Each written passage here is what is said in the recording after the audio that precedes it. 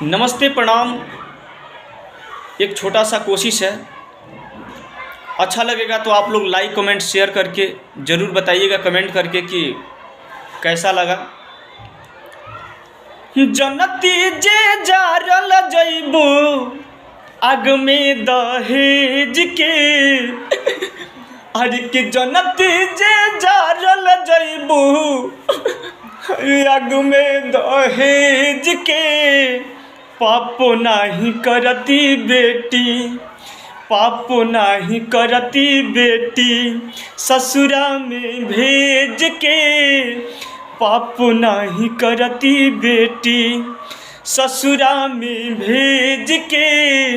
जनती जे जारल जइबू आग में दहेज के, जनती जे जारल जइबू आग में दहेज के।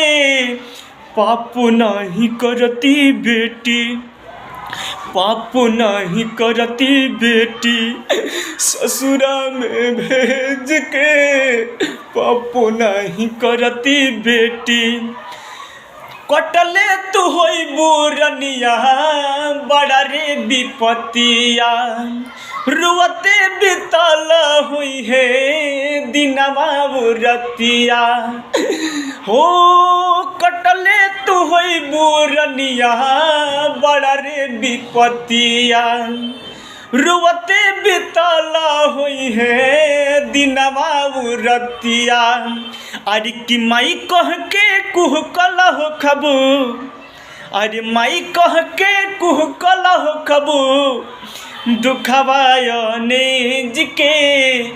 पाप नहीं करती बेटी, पाप नहीं करती बेटी ससुरा में भेज के। पाप नहीं करती बेटी ससुरा में भेज के।